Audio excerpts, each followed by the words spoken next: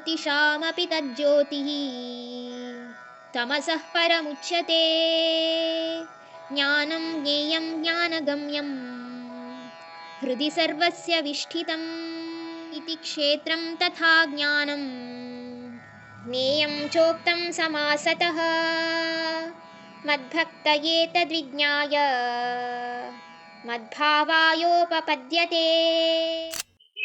ಮತ್ತೆ ಇಲ್ಲಿ ಭಗವಂತ ಆತ್ಮವನ್ನ ಎಲ್ಲ ಜ್ಯೋತಿಗಳ ಜ್ಯೋತಿ ಅಂತಾನೂ ಕರೀತಾರೆ. ಎಲ್ಲ ಅಂಧಕಾರ ಅಂದ್ರೆ ಯಾವುದೇ ರೀತಿಯಾದಂತಹ ಬೃಹತ್ತಾದ ಕತ್ತಲಿರಲಿ ಅದನ್ನೆಲ್ಲ ದಾಟಿರುವಂತಹ ಒಂದು ವಸ್ತು ಅಂತ ಇಲ್ಲಿ ಹೇಳ್ತಾರೆ.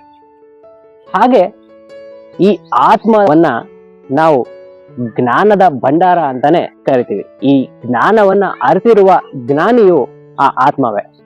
ಮತ್ತೆ ಈ ಜ್ಞಾನವನ್ನು ತಿಳಿಯಲು ನಾವು ಪ್ರಯತ್ನ ಪಡಬೇಕಂದ್ರೆ ಅದನ್ನ ಬರೀ ನಮ್ಮ ಹೃದಯದಲ್ಲಿರುವ ಆತ್ಮದ ಜ್ಞಾನದಿಂದ ಮಾತ್ರ ಅದು ಸಾಧ್ಯ. ಇಲ್ಲಿವರೆಗೂ ಹೇಳಿದನ್ನೆಲ್ಲ ನಾವು ಸಾರಾಂಶಿಸಿ ನೋಡಬೇಕಂದ್ರೆ ಕ್ಷೇತ್ರ ಅಂದ್ರೆ ದೇಹ, ಮತ್ತೆ ಅದನ್ನ ಅರಿತ ಜ್ಞಾನ ಬಂದು ಆತ್ಮ ಅಂದ್ರೆ ಕ್ಷೇತ್ರಜ್ಞ. ಈ ಜ್ಞಾನವನ್ನ ನಾವು ಪಡಿಬೇಕಂದ್ರೆ ಹಲವಾರು ಬೇರೆ ಬೇರೆ ರೀತಿಗಳಿದೆ. ಇವೆಲ್ಲ ರೀತಿಯಲ್ಲೂ ನಾವು ಜ್ಞಾನದ ಸಹಾಯದಿಂದ ನಾವು ಆ ದಾರಿಯಿಂದನೇ ನಾವು ಅದನ್ನ ಪಡಿಬೋದು.